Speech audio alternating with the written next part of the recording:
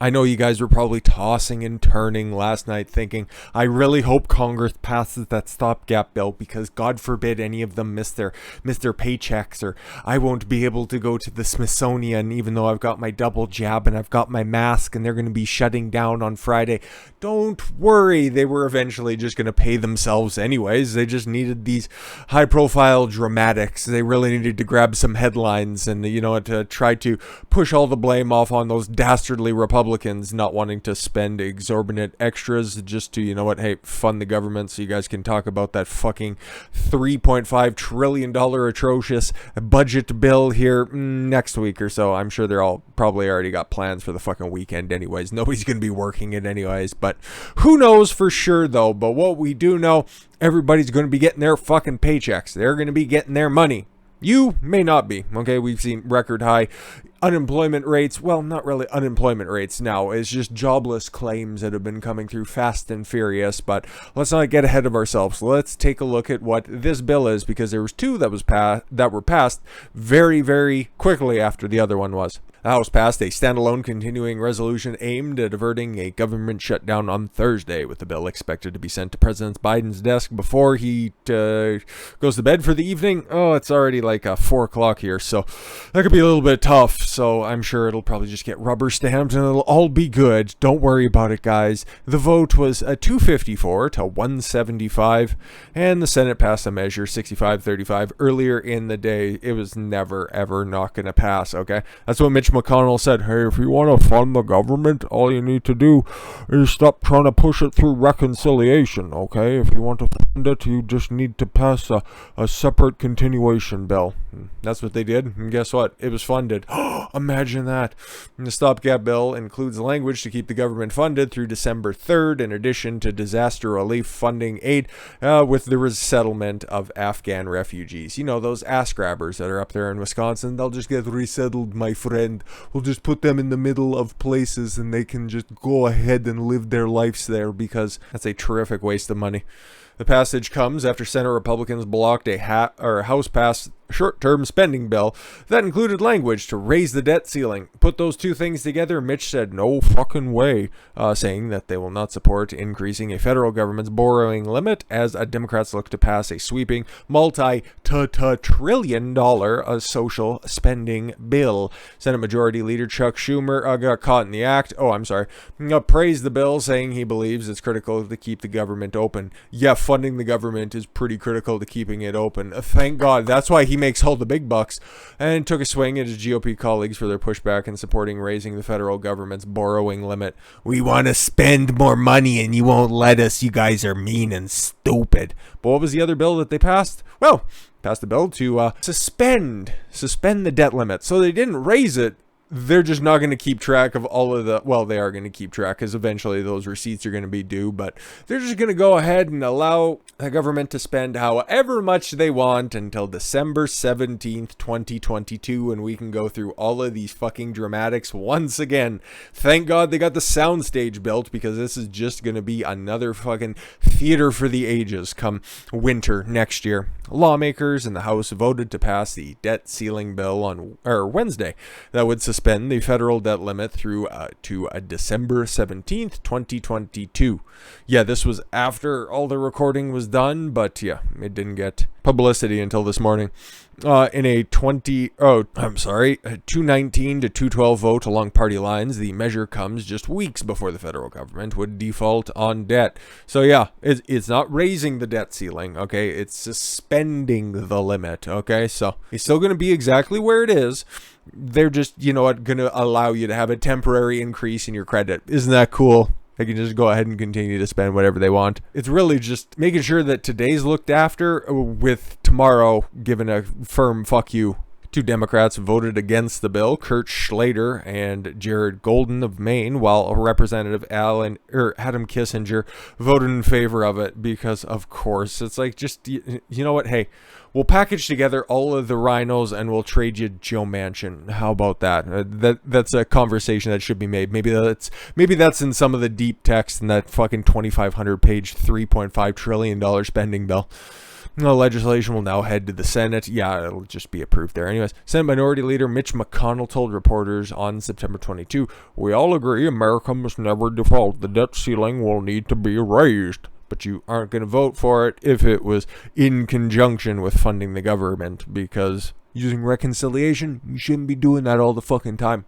But the Democrats' reckless spending plan includes one measure that's been pegged at $3.5 trillion, and the way in which Democrats have been operating on a partisan basis means that the party will have to figure out how to raise the debt ceiling without Republican votes, he said. Treasury Secretary Janet Yellen played with blocks in front of Congress and used the United States cash reserves will likely be exhausted unless lawmakers vote to raise or suspend the debt ceiling by October 18th, warning that it is not clear that the United States will be able to meet all of its financial obligations if no deal was passed by them. Yeah, because the previous administration spent all that money. Cool. Well, your people closed down all of the fucking states, so do we want to continue to play this fucking blame game? I don't think so. So what are they going to be discussing next week? That $3.5 trillion budget bill is not going to be going anywhere anytime soon, and Joe Manchin wants it cut, not insignificantly, by $2 trillion, so he only wants to spend $1.5 trillion, which I guess in contrast looks good, but that's still a fuck of a lot of money. So, moderate Dem fears spending spree will lead to entitlement mentality as party scrambles to pass president's budget. That is very good. Okay, I take swipes at Joe all the time because I think that he's just, you know what, hey, eventually if Chuck Schumer decides he wants to crack the whip, Joe falls in line. Okay, that was there was that recovery bill in spring or something where Joe was, oh, I'm not going to vote for that, and then, oh, I had a discussion with Chuck, and we just decided that I would be voting for it afterwards. So yeah, he's good, but good with an asterisk. Moderate Democrat Joe Manchin spelled out his opposition to President Biden's massive spending plans on Thursday, warning his colleagues against fostering an entitlement mentality. Keep up talking like that, you're going to get kicked out of the party there. That's what they thrive on, Democrats, that is. And saying he could only support a $1.5 trillion package, $2 trillion, thanks, that's good math. West Virginia senator is one of the key votes standing in the way of Biden's economic domestic policy agenda. Why is that? 50-50 split in the Senate, okay? And ultimately, they could pass it right along party lines, but then that would fall directly on the Democrats, and they care exclusively about optics in this situation, so they don't want to be left on the hook for that one. So the impasse between moderate Democrats and progressives also threatens to derail a $1 trillion bipartisan infrastructure bill. Bipartisan. You remember who was in on those negotiations from the fucking red side of the aisle? Mitt Romney, Pat Toomey, Richard Burr, Lisa Murkowski, Susan Collins, you know, all of the old fucking hits. So yeah, bipartisan is one way to describe it. Biden was forced to cancel travel plans this week in order to continue talks. Isn't it? Yeah, travel plans. Where was he going? Delaware, Camp David. Yeah, exactly. Manchin told reporters Capitol Hill could only back a bill that cost $1.5 trillion and demanded the key welfare provisions by means tested. Interesting. I cannot accept our economy or basically our society moving towards an entitlement mentality. Hey, cool. That you're entitled. Thank you for clarifying that. Instead, he added he was in favor of helping people who also made an effort to help themselves. That is directly from an old school Republican mindset. Joe, you're in the wrong party, my dude. Those are statements that you would never, ever, ever hear out of the mouth of Mitt Romney. I goddamn guarantee it. He has been circulating his $1.5 trillion plan since July, setting out what he said was the way to limit the impact on the inflation. He's one of the Democrats that are out there that are actually talking about inflation and actually, you know, seriously talking about it, not saying, oh, $3.5 trillion is just going to pay for itself. I've seen the comparison. I've seen the analogy out there. It's like, oh, okay, you make $1,500 a month and your mortgage is $1,500. Therefore, your house is free. And it's like, that's the kind of fucking wonky math that they're using in order to justify this shit. His measures include testing on new programs, including healthcare, childcare, and education. Ugh. How about you just get out of that, Joe? Ugh. God, speaking of which. His comments underscope the gap between moderates, including, no, not the soft commie. Kirsten Sinema, Arizona senator, and progressives who initially wanted as much as $6 trillion. Yeah, and speaking of which, here's the brotherfucker herself. Representative Omar on the $3.5 trillion infrastructure package. We made the promise to the American people to deliver. An incestuous kid. During the Thursday interview with MSNBC's Morning Joe, cool, Representative Ilhan Omar emphasized the importance of passing a $3.5 trillion infrastructure bill, which is currently at a deadlock. Yeah, because everybody wants to get a jump start on the weekend. Let's be honest. According to Omar, Democrats made a promise to the American people to deliver on that massive investment, which she said must get done. Cool. Just like defunding the Iron Dome, you fucking weirdo. What's your reaction to the idea that you ought to first vote on infrastructure, hard infrastructure, get that done, and then move on to the larger bill? MSNBC's Willie Geist asked. Yeah, you don't need to know about what's in the bill. You just need to vote on it because infrastructure must shovel-ready jobs. Fuck off. The speaker yesterday said we needed legislative action on the reconciliation budget. That's a big word, in which the larger part of the president's agenda. Omar, I don't know how to written out for her. The president continues to ask us to fully send him the agenda intact in 2 pieces of legislation, and we remain steadfast in the strategy that was crafted and negotiated months ago. You don't want to negotiate, do you? No. Okay. Oh, we'll just cut it up and we'll just have that bipartisan infrastructure deal on one side, and then we'll have all of our goofy social programs off there to the side. So you just justify another sitting and bringing everybody together in Washington one more fucking time? Okay, cool. Manchin himself said the only path forward was to track a progress in where we would have, the ability to craft these 2 pieces of legislation, pass them together. No, not together. Separate votes, stupid. And send it to the president's desk so we can celebrate having accomplishments. The president's agenda. Oh yes, of course, this will reflect well on Biden because we can see his poll numbers right now, and they're so sterling. We remain committed to that. The speaker knows that the speaker was on board with the agenda. Majority Leader Chuck Schumer is on board with the agenda. Of course, they're all a part of the fucking... all of them are. They're all a part of the same fucking party, stupid. Even Mitch McConnell. Even Kevin McCarthy. Okay, we've at least heard,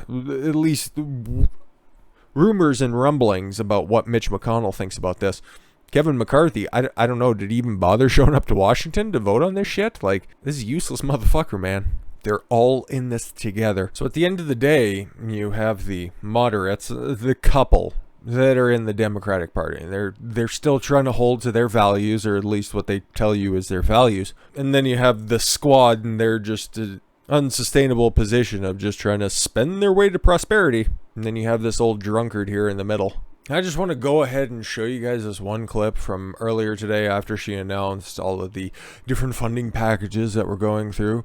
Nancy was up there at the podium, and I just want to go ahead and throw this to you guys. Do you think that maybe happy hour started a little bit earlier than expected? I'm just going to go ahead and play this. And that's why I said that, yeah. We got it. Thank you all very much. It's going to be a eventful day. Perhaps I'll see you along the way. Hi. Oh, hi. So, see you along the way. Think positively, okay? Watch this. It goes this way. I guess this way. I'm going to put it over my hair. Holy fuck.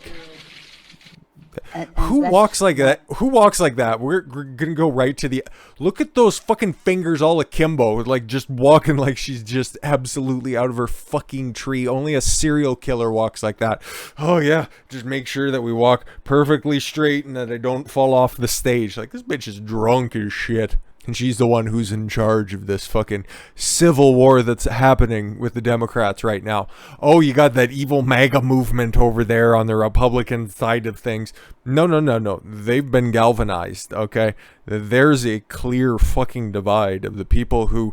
Now listen, I'm a JFK Democrat. Not me, no. Ugh. God, I don't enjoy meth or whores, but I'm a JFK Democrat, a Clinton Democrat. You know what? I'm just somebody who believes in a little bit of government, a little bit of social program, a few social programs, and that's what I'm really all about. All of these weird climate change, green energy plans, I'm not really down for that, and you're starting to see that divide definitely start to deepen, and it's going to, as long as this budget bill continues to be an issue. Remember, Manchin wants $2 trillion taken off the $3.5 trillion price tag. We'll see where this goes. Maybe Nancy will sober up by Monday and we'll be able to have our discussions then. Thank you all very much for the gift of your time. I've been Don Consuelo. I want you to follow your gut and get after it. Take care, everyone.